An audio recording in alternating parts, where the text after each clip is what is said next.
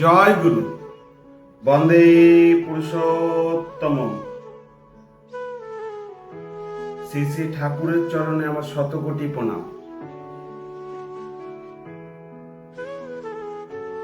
আশা করি আপনারা সবাই ভালো আছেন, আর আমি ঠাকুরের দয়ায় সবসময় ভালো আছি। ঠাকুর আমাদের জীবনে অতপ্রতভাবে জড়িত। যেরকম আজকে সকালের ঘটনা একটা বলছি। সকালে উঠে ইষ্টিভীতি করে প্রার্থনা করে আমার বউকে বললাম, ঠাকুর রসগোল্লা খেতে খুব ভালোবাসে, যাই দোকান থেকে রসগোল্লা কিনে আনি। দোকানে যখন গেলাম রসগোল্লা কিনতে, ওই রসগোল্লাগুলো দেখে শ্রী শ্রী ঠাকুরের একটা গল্প মনে পড়ে গেল। সেই গল্পটা আমি এখন আপনাদের সাথে শেয়ার করব। দেওঘরে অনেক গুরু ভাই আছে, দেওঘরের আশেপাশেও অনেক গুরু ভাই আছে। তারা শ্রী শ্রী ঠাকুরের শিষ্য, পরম পিতাকে খুব ভালোবাসে। কিন্তু কিছু কিছু গুরু ভাইয়ের কিছু প্রবলেম আছে। প্রবলেমটা হচ্ছে, আমরা যখন অসুবিধাতে পড়ি তখন আমরা নিজে বাঁচানোর চেষ্টা করি বা নিজে বাঁচার চেষ্টা করি। যখন দেখছি না নিজে বাঁচতে পারছি না, সব দিক থেকে পথ বন্ধ, তখন আমরা শ্রী শ্রী ঠাকুরকে ডাকি। ঠিক এইরকমই একটা গল্প আমি এখানে বলবো। দেওঘর থেকে 5-6 কিলোমিটার দূরে একটা গুরু ভাই ছিল। গুরু ভাইটা খুব গরিব, কিন্তু ঠাকুরকে খুব ভালোবাসতো। তার মিসেসও ঠাকুরকে খুব ভালোবাসতো। তার 8-9 বছরের একটা ছোট্ট ছেলে ছিল, তাকেও দীক্ষা টিক্ষা দিয়ে ইষ্টিবৃষ্টি করাতো। এইভাবে দুঃখে কষ্টে কোন রকম সংসার চলতো। হঠাৎ সংসারে বিপদ ঘনিয়ে আসলো। কি বিপদ? ওই 8-9 বছরের ছেলেটার হঠাৎ জ্বর, তাও কি 102, 103 জ্বর। ছেলেটার উঠে দাঁড়াতে পারছে না। ডাক্তার দেখিয়েছে, ডাক্তার ওষুধ দিচ্ছে, ওষুধ খাচ্ছে, কিছুক্ষণ ঠিক হচ্ছে, আবার যা কার তাই। এরকম করতে করতে 15-20 দিন বেরিয়ে গেল। ছেলেটা এতটাই জ্বর, বিছনা থেকে উঠতে পারছে না, কিছু খেতে পারছে না, মা মা ডাকতে পারছে না। ছেলেটা শুধু চেয়ে আছে মা বাবার দিকে। মাটা ছেলেটার দিকে আর তাকাতে পারছে না, বাবাটা হরহর করে কাঁদছে। জ্বর আর কিছুতেই ছেলেটার ঠিক হয় না। ছেলেটা শুধু বলছে, মা মা, আমার গায়ে না খুব জ্বালা করছে, আমি এই জ্বালা সহ্য করতে পারছি না। এরকম করতে করতে প্রচুর ডাক্তার দেখালো।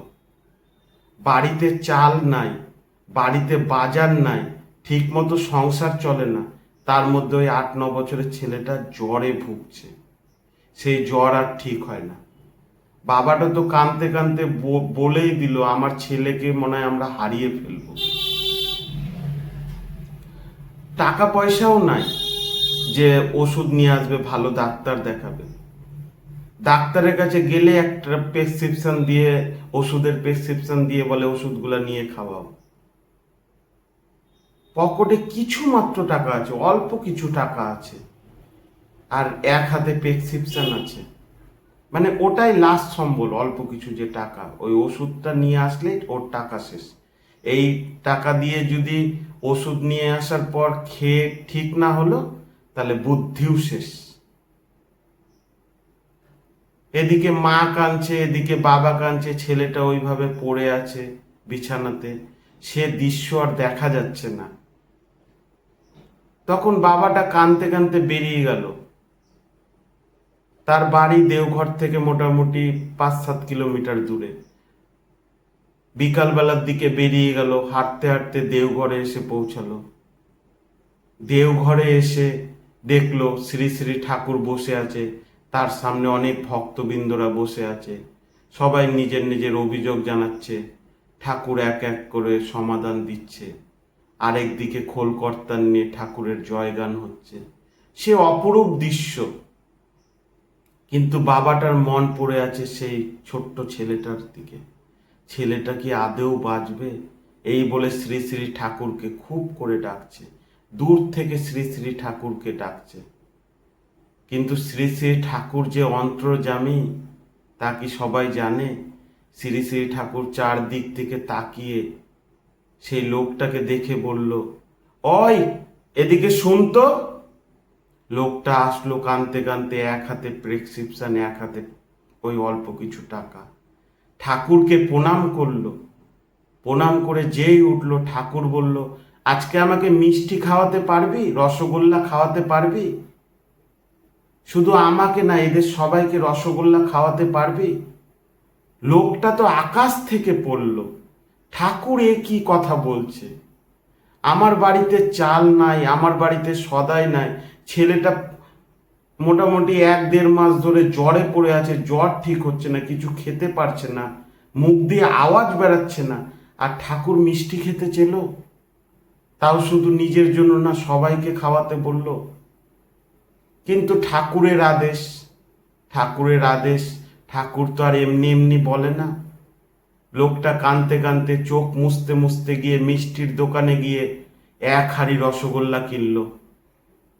রসগোল্লা কিনে এনে ঠাকুরকে দিল। ঠাকুর রসগোল্লাটা নিয়ে নিজের হাতে সবাইকে দিল আর নিজেও খেল। ওই লোকটা কাঁদতে কাঁদতে এক হাতে প্রেসক্রিপশন নিয়ে ঠাকুরের সামনে বসে গেল আর ঠাকুরের দিকে চেয়ে শুধু ঠাকুরের নাম জপ করতে লাগলো। শ্রী শ্রী ঠাকুরের মুখের দিকে চেয়ে থাকলো। এইভাবে করতে করতে রাত্রি 8টা-9টা বেজে গেল। ওইদিকে মাটা, ছেলেটার এত জ্বর, বারবার গামছা ভিজিয়ে ভিজিয়ে জলপট্টি দিচ্ছে, জ্বর কিছুতেই সারছে না। ছেলেটার মুখের আওয়াজ পর্যন্ত কমে গেছে। 1-1.5 মাস ধরে কিচ্ছু খেতে পারছে না, যা খাচ্ছে বমি করে ফেলে দিচ্ছে।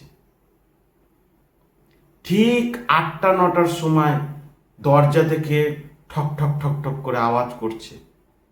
মা ওইদিকে কাঁদতে কাঁদতে মুড়ি ভাসছে। মার আসতে দেরি হয়েছে, দরজাটা যেন নিজে থেকে খুলে গেছে। খুলে গিয়ে শ্রী শ্রী ঠাকুর 1 হাঁড়ি মিষ্টি নিয়ে তার বাড়িতে এসছে। মা যখন কাঁদতে কাঁদতে মুড়ি ভাসতে ভাসতে রান্নাঘর থেকে এই ঘরে এসছে, সেই দৃশ্য দেখে মা হতবাক।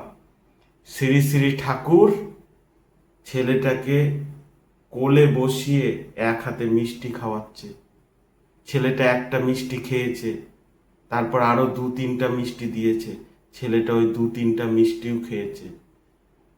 আর ওই ছেলেটার মাকে শ্রী শ্রী ঠাকুর বলছে, এই 1 হাঁড়ি মিষ্টি রাখ, তোরা খেয়ে নিস।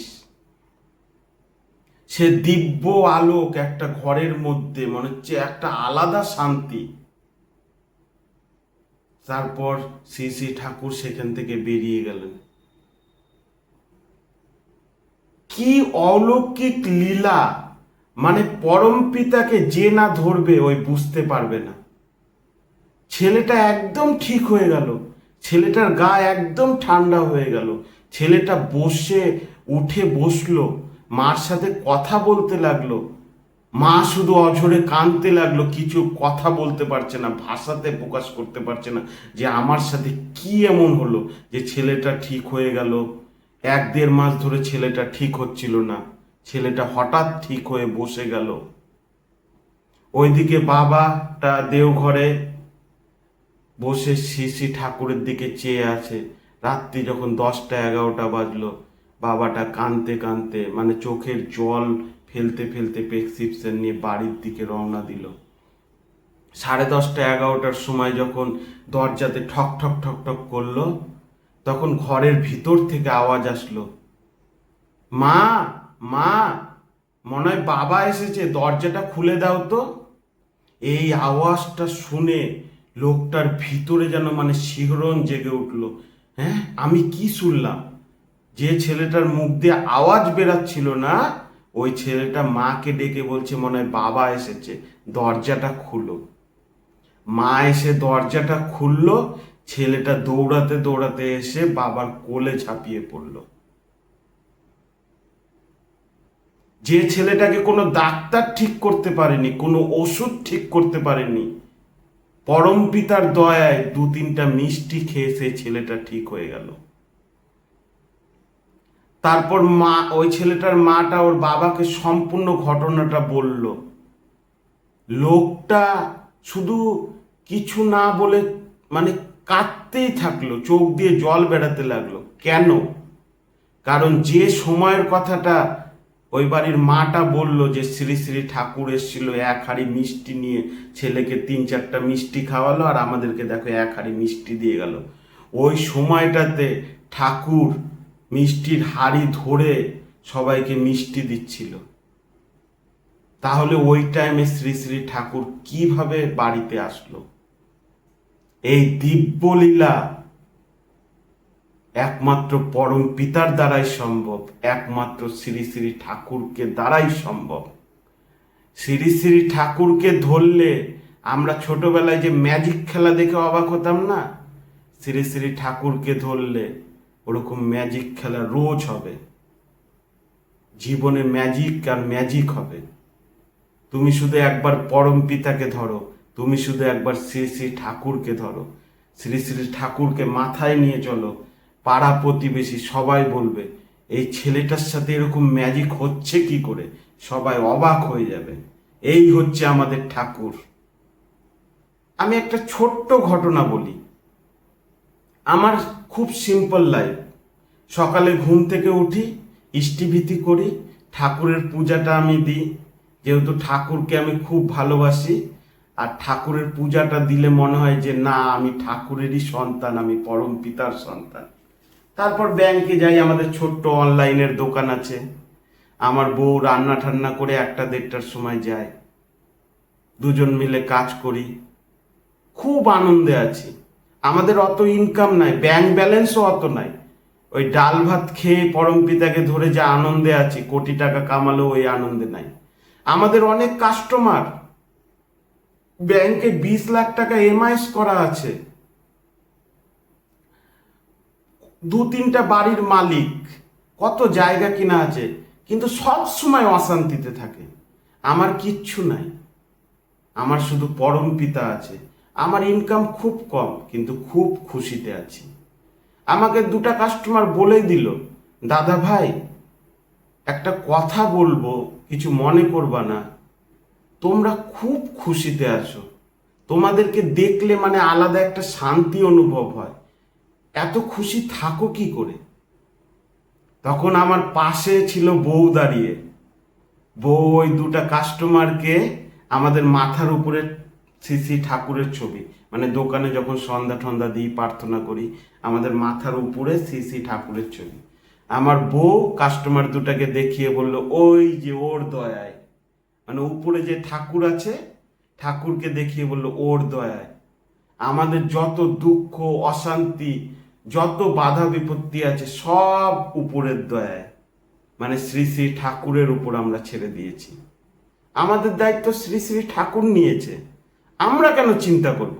তাই অল্প টাকা দিয়ে ডাল ভাত খেয়েও আমরা খুব খুশিতে আছি, আর লাখ লাখ টাকা ব্যাংকে রেখেও খুশিতে নাই। এই হচ্ছে আমাদের ঠাকুর। পরম পিতাকে ধরেছি আমরা ভালো থাকার জন্য, দুঃখে থাকার জন্য না। আমরা অনেক দিন আছে তরকারি হয়নি, সিদ্ধ ভাত খেয়ে চলে গেছি, সেই সিদ্ধ ভাতের কি টেস্ট একমাত্র যারা স্বস্তিনী হোল্ডার, যারা শ্রী শ্রী ঠাকুরকে ধরেছে, তারাই বুঝতে পারবে। আর যারা মাছ মাংস খায়, ওদের বলে সিদ্ধ ভাত ভালো লাগে না। যেদিন নিরামিষ তরকারি হয়, বাইরে যায় খেতে, বলে খেতে পারে না। ঠাকুরকে ধরলে সব পরিস্থিতিতেই খুশি হওয়া যায়, তার জলজান্ত প্রমাণ আমি। আমার অত ইনকাম নাই, কিন্তু কি আমার মতো কেউ খুশিতেও নাই। অনেকে বলে যে ঠাকুরকে ডাকতে গেলে কি দীক্ষা নিতেই হবে, দীক্ষা না নিলে কি ঠাকুরকে পাওয়া যাবে না? আমি বলি হ্যাঁ, ঠাকুরকে কেন পাওয়া যাবে না? ঠাকুরকে অন্তর দিয়ে ডাকলে অবশ্যই পাওয়া যাবে। তখন বলছে, তাহলে তুমি কেন দীক্ষা নিয়েছো? ঠাকুরকে যদি অন্তর দিয়ে ডাকলে ঠাকুরকে পাওয়াই যায়, তাহলে তুমি দীক্ষা কেন নিয়েছো? তখন আমি একটাই কথা বললাম, একটা মেয়ের একটা ছেলের সাথে বিয়ে হলো, বিয়ের 1 বছর পর ওই মেয়েটার বাচ্চা হলো, আমরা কিরকম খুশি হব? বাড়ির লোক কিরকম খুশি হবে? সবাই খুব খুশি হবে কি না? মেয়েটার বিয়ে হলো, বিয়ের 1 বছর পর বাচ্চা হলো, বাচ্চাটা হওয়াতে পরিবারের সবাই খুশি, ওর মা বাবা খুশি, সবাই খুশি কি না? কিন্তু একটা মেয়ে যার বিয়ে হয়নি, হঠাৎ মেয়েটার বাচ্চার খবর হলো, প্রেগনেন্ট হলো, মেয়েটার বাচ্চা হলো, সমাজ তাকে মেনে নিবে? সমাজে সবাই ছি ছি করবে। ঠিক সেইভাবেই বিয়ে হওয়ার পর বাচ্চা হওয়ার যে আনন্দ, আর বিয়ে না হয়ে যদি বাচ্চা হয়, পাড়া প্রতিবেশী যেমন কুৎসা লড়বে, ঠিক সেটাই পার্থক্য। দীক্ষা নিয়ে ঠাকুরকে ডাকা আর বিয়ে হওয়ার পর বাচ্চা হওয়ার যে আনন্দ, ঠিক সেই আনন্দই। লোকটার মুখ একদম চুপ। মানে একটা মেয়ে বিয়ে করার পর যদি বাচ্চা হয়, সেটা কি আনন্দ? বাচ্চা তো হলো।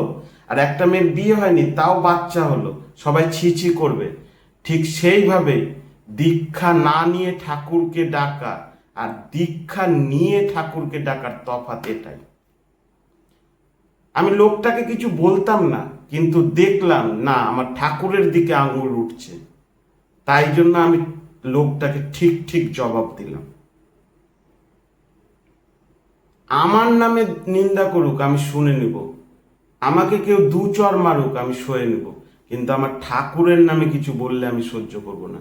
কারণ ঠাকুর আমাকে যেইভাবে নিজের বাবা মার মতো মানে রক্ষা করেছে, সেই রক্ষা কেউ করেনি। আমার বেশি বন্ধু বান্ধব নাই, কিন্তু আমার কোনোদিন বন্ধু বান্ধবের অভাবও হয়নি। আমাকে সবাই ভালোবাসে, কারণ আমি যাকে ভালোবাসি, ওকে ভালোবাসলে সবাই অটোমেটিক তোমাকে ভালোবাসবে। অনেকে আবার বলে, নাম জপ করলে কি সংসার চলবে নাকি? নাম জপ করলে কি তোমার খাবার জোগাড় হবে নাকি? না, নাম জপ করলে খাবার জোগাড় হবে না, সংসার চলবে না। তরকারিতে যদি নুন বেশি হয়ে যায়, ঠাকুরের নাম করলে ওই নুন কমবে না, তরকারিতে নুন বেশিই থাকবে। কিন্তু 3-4টা আলু সিদ্ধ যদি ওই তরকারির মধ্যে দিয়ে দিই, একটু জল দিয়ে ফুটিয়ে দিই, নুনটা অনেক কমে যাবে। তো সেই বুদ্ধিটা তো আর এমনি এমনি আসে না। ঠাকুরের নাম জপ করলে আর কর্ম করলে বুদ্ধিটা ঠাকুরই জোগাড় করে দেয়। আমার অফিসে অনেক রকম প্রবলেম আসে, এখন প্রবলেম আসলে আমার আনন্দ লাগে। আমি এমনি সময় যা নাম জপ করি, প্রবলেম আসলে আরো বেশি নাম জপ করি, দেখি ঠিক প্রবলেমটা সলভ হয়ে যায়। আমি কাউকে বলতে যাই না যে আমি এই প্রবলেমে পড়েছি, আমার কি হবে, আমার কই হবে। মানুষ প্রবলেম তো সলভ করতে পারবে না, আরো মজা নেবে। কিন্তু যাকে বললে প্রবলেম সলভ হবে, তাকেই বলা উচিত, পরম পিতাকে বলা উচিত। পরম পিতাকে ডাকলে আর শ্রী শ্রী ঠাকুরকে নিয়ে চললে তোমার জীবনে কোনোদিন অমঙ্গল হবে না। এই নিয়ে আমি একটা ঘটনা বলছি। একবার একটা গুরু ভাই ছিল, তার ছেলে বিদেশে চাকরি করে,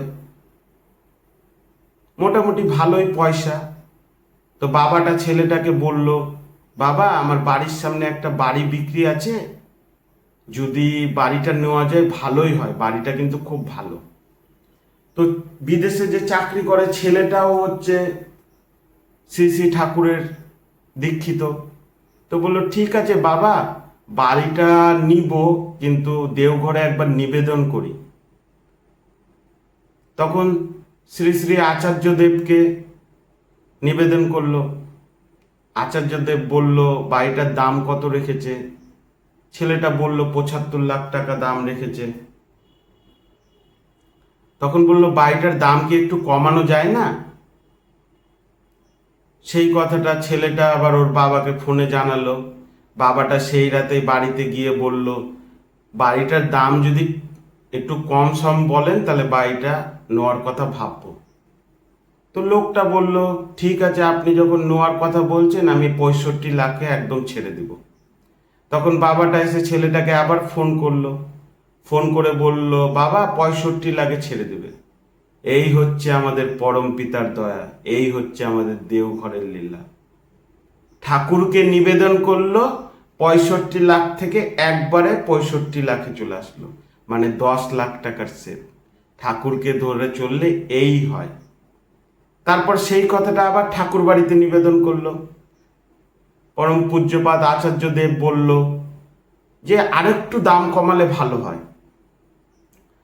তখন বাবাটা গিয়ে বলল যদি 50 লাখ 55 লাখে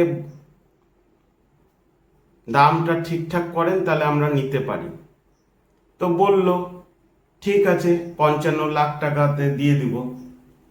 বাবাটা তো খুব খুশি হলো, 75 লাখ আর কোথায় 55 লাখ, মানে 20 লাখ টাকার সেট। বাড়িটাও খুব সুন্দর, বাড়িটা খুব বড়, দোতলা বাড়ি। এসে বাবাটা খুব খুশি হয়ে বলল যে ছেলেকে বলল যে 55 লাখ টাকাতে দিয়ে দিবে রে, তাড়াতাড়ি বাড়িটা নিয়ে নে, বাড়িটা খুব সুন্দর। সেই মতো ছেলেটা বিদেশ থেকে আসলো, এসে একবারে তো অত টাকা আর হয় না, ব্যাংক থেকে লোন করলো। ব্যাংক থেকে 55 লাখ টাকার লোন করতে করতে মোটামুটি 6-7 দিন লেগে গেল। নিয়ে বাবাটাকে বলল বাবা 10 লাখ টাকা ওই লোকটাকে বায়নানামা করে আসো, এর পরের সপ্তাহে রেস্ট নিয়ে নেব। বাবাটা 10 লাখ টাকা নিয়ে যেই বেরাতে যাবে বললো বাবা একটু দাঁড়াও, দেওঘরে নিবেদন করি। দেওঘরে যেই নিবেদন করতে গেল, পূজ্যপাদ আচার্যদেব বলল বাড়ির রেকর্ড আর দলিলটা একটু ভালো করে খতিয়ে দেখিস। তখন ছেলেটা বলল বাবা আগে বাড়ির দলিল আর খতিয়ান মোর্চাটা একটু খতিয়ে দেখতে বললো, মোহরিলকে দিয়ে দেখাই। সেই মতো বাড়ির জেরক্স, দলিল, মোর্চা সব কিছু নিয়ে একটা মোহরিলকে দিল। বাবা আর ছেলেটার তো মাথায় হাত, ওই বাড়িটা ওদের নামে রেস্টই নাই, ওই দলিলটা জাল দলিল। মানে মাথার উপরে, মানে কি করে, মানে পরম পিতাকে ধরলে তোমার কোনোদিন অমঙ্গল হবে না। আজকে যদি 10 লাখ টাকা দিয়ে দিত, কিংবা ঠাকুরকে নিবেদন না করে যদি 75 লাখ থেকে 55 লাখ এসছে, কিন্তু 55 লাখ টাকা দিয়ে যদি কোনো রকম বাড়িটা নিয়ে নিত, কিংবা টাকাটা যদি ওদের হাতে দিয়ে দিত, তাহলে কি অবস্থা হতো। তাই শ্রী শ্রী ঠাকুরকে ধরলে তোমার কোনোদিন অমঙ্গল হবে না, এটা একদম 100% গ্যারেন্টি। এই হচ্ছে আমাদের ঠাকুর। তো ঠাকুরের কথা বলবো না তো আমি কার কথা বলবো? ঠাকুর আমাদের জীবনে সব সময়, মানে বলে না ঠাকুরের দিকে তুমি 1 হাত আগাও তো ঠাকুর তোমার দিকে 10 হাত আগাবে। একদম আমার জীবনে ঘটে যাওয়া এগুলো ঘটনা। আর একটা ঘটনা বলছি।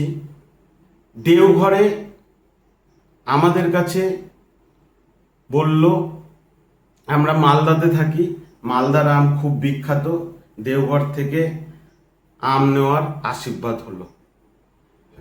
সেই মতো আমরা রাত্রে 3 ঝুড়ি আম নিলাম, বড় বড়, মোটামুটি 30-40 কিলোর মতো আম নিলাম। গাড়ি রিজার্ভ করে গাড়িতে করে দেওঘরে রাত্রে বেরিয়ে পড়লাম। মানে শনিবার দিন ছিল, রোববার দিনটা কোনো রকম ওখানে থাকবো, দেওঘরের আনন্দবাজার খেয়ে আবার রোববারে চলে আসবো, সোমবার দিন অফিস ধরবো। রাত্রে যখন বেরোলাম প্রচুর বৃষ্টি, মুষলধারে বৃষ্টি। বৃষ্টি এত, মানে রাস্তাঘাট দেখা যাচ্ছে না। বাই রোডে যাচ্ছিলাম, যেতে যেতে একটা ভুল রাস্তায়, মানে অনেক দূর গিয়ে কুচকুচা অন্ধকার, প্রচুর অন্ধকার, তার মধ্যে বৃষ্টি, তো ভুল রাস্তাতে চলে যাচ্ছিলাম। হঠাৎ একটা পুলিশের ভ্যান এসে আমাদের সামনে দাঁড়ালো। আমরা তো ভয় পেয়ে গেলাম যে পুলিশের ভ্যান এসে দাঁড়ালো, বিহারের রাস্তা, আমাদের কি বলবে না বলবে। পুলিশটা এসে বলছে কোথায় যাবেন? তো আমি বললাম যে জয়গুরু স্যার, আমাদের দেওঘরে মালদার আম নিয়ে যাব। তখন বলছে ডিক্কিটা খুলো তো দেখি।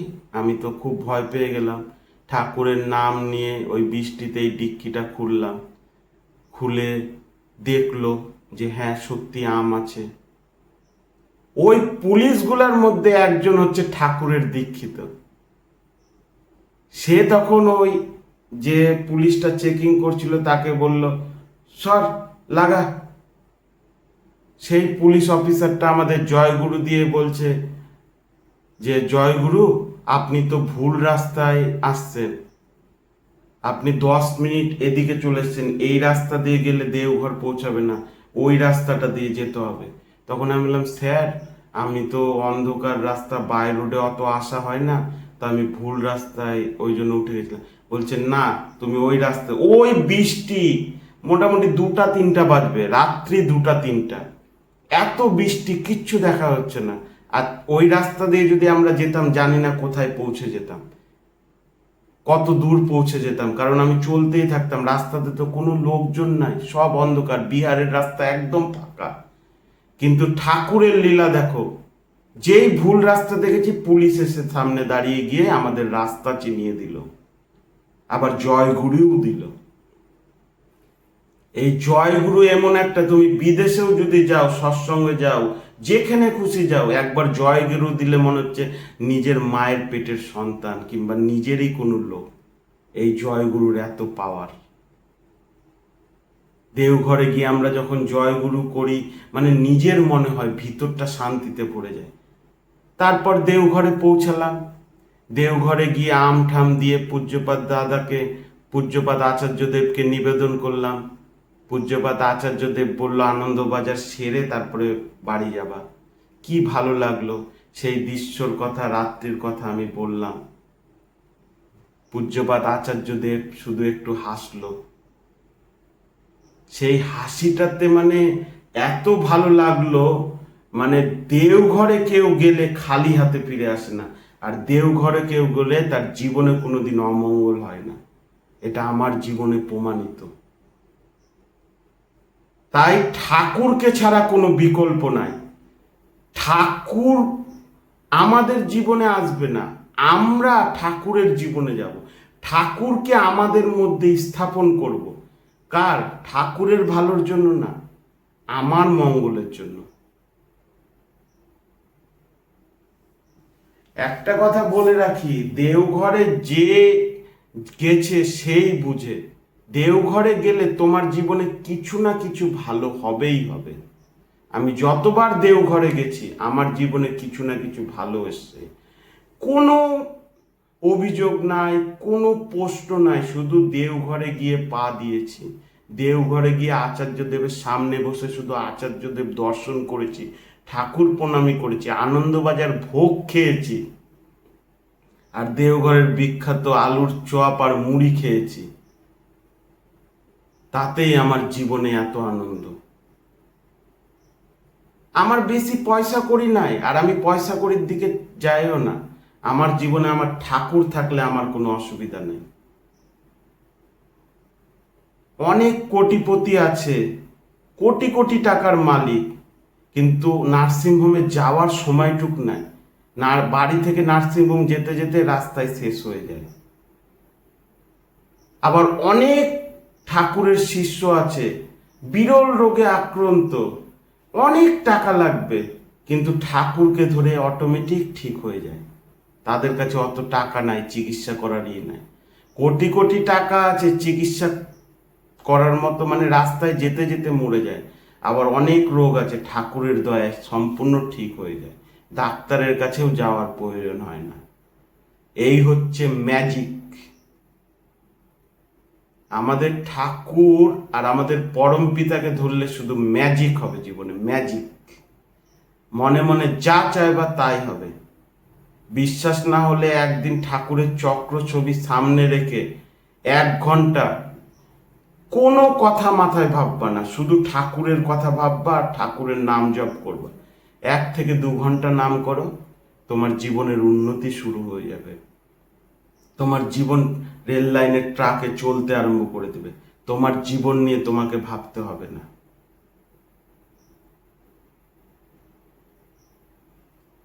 আজকে ঠাকুরকে ধরে আমি যা পেয়েছি, আর ঠাকুরকে না ধরে আগে যেরকম ছিলাম, আকাশ আর পাতাল তফাৎ। তবে আমার ভাগ্য ভালো যে আমার মা বাবা একজন স্বস্তিনী হলদার, আর ছোটবেলা থেকেই আমি ঠাকুরকে পেয়েছি। আর ঠাকুরের নাম জপে এত মহিমা, ঠাকুরের নাম জপের এত পাওয়ার, সে নাম জপ না করলে বোঝা যাবে না। ওই যে কথায় আছে না, বিয়ের লাড্ডু খেলেও পস্তাবা, না খেলেও পস্তাবা। ঠিক আমাদের ঠাকুরের নাম জপ, যে এই স্বাদ নিবে সে আর নাম জপ ছাড়া থাকতে পারবে না।